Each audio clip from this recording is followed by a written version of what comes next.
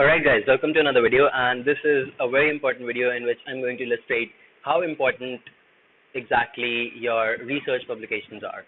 I mean, I'm sure that a lot of you think that, okay, my profile is kind of like stellar, and I have like good grades, I have a good GRE score, my TOEFL is high, and everything is good. Like I have a sure shot at the top 10 universities. That's great, but you need to realize that the top 10 universities are also looking for one more thing that you might not have, which is research.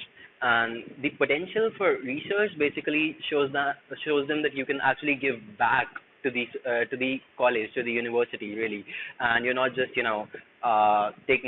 taking in all of the knowledge and not using it for the university's sake as well. The university looks for specific incentives, and if you can basically show that you can prove that, yeah, I'm going to be a good investment. Like if you let me come to your college, I will raise the name of the college. And how you can do that is potentially by research. Most professors especially are looking for research, like junior researchers who would especially whose interest aligns with the line of their research. Okay, so you need to show them that. And I've actually talked to a couple of people. I've actually talked to some of the professors at my college, some of the professors at the US universities I'm targeting, and I just want to show you one of the replies. I actually have a lot of these, but I just picked out one of these, which is kind of like short and crisp, and I think you should get the message really. So basically, I wrote to him, just help me know if I'm a good fit to this college. It's one of the top schools in the US. I cannot name the professor who replied. I'm sorry, but you need to just check this message out. So I'm gonna tell you what I said. I asked him to evaluate my profile. I sent him all of my stuff, my resume, my transcripts. Well, partial transcripts, whatever they are. Not the original ones because I'm still in my final year. But this is what the reply was. Dear Mr. Mitra, thank you for your message. I have not been on our admissions committee, but you know that the competition is very stiff. I can therefore not judge whether you would do well or not. I'm afraid you would have to go through the process and try. You seem to have done relevant work, but the fact that you do not have any publications yet may be held against you at prestigious institutions. All right, so clearly he is stressing on the fact that I do not have any research publications. At least I did not used to have them back then, right? I'm still working on some projects again. I'm from the computer science field, so it's just very specific to the field. You need to know how to work on them. So let me just give you a brief overview how you should go about basically working on research papers. Well, to start with, you need to go out and pick out a few. First of all, I think what you should do is go to your university's website, whichever university you think is your dream school. Check out all of the professors and check out their research. Check out what they have been doing. Read two or three of the research papers. I know this is very hard. I know, research papers can be the most boring thing in the world. I do not enjoy reading them, trust me.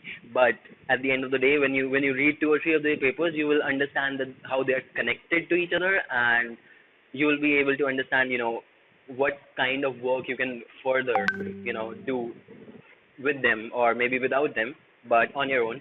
But you can still understand what kind of experiments you'd like to run, or maybe what kind of further research you would like to do in the same field, right? So, well, after you've done this part, this is the hard part, by the way. Once you've done this part, just politely write them an email, tell them that you've read their work and you are interested. Maybe tell them potential ways to progress with their research. You know, tell them what they can do or what you would do in case you wanted to progress their research. Again, this process, what you would do to progress the research, this doesn't come to some people naturally. It does take some time.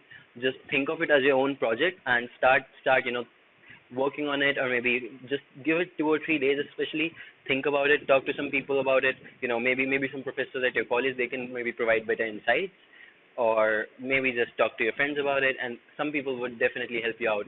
I mean, I've had some people who have really accentuated my understanding of the concepts uh, that have been applied in that research paper, and sometimes I've really been able to get positive responses because of that. So I think you should go ahead and do it. The sooner the better. Even if you are planning to go for fall 19, or maybe according to the time you're watching this video, maybe just next year.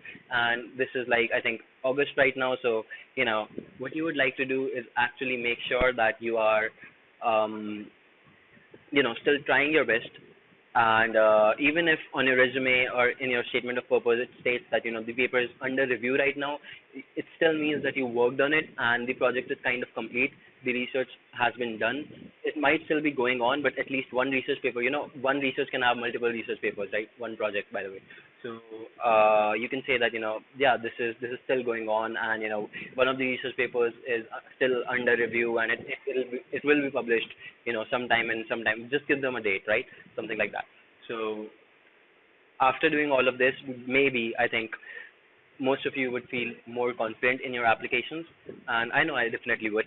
I would definitely feel much much better.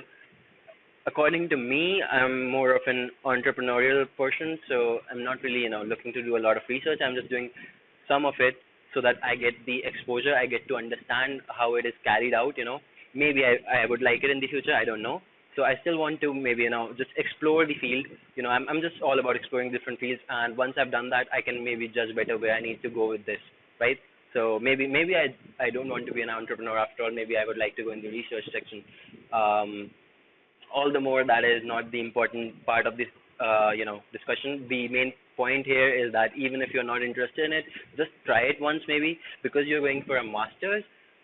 Most professors expect something back, and if you can contribute to their research, there will be nothing to stop you from getting admitted into that college, right?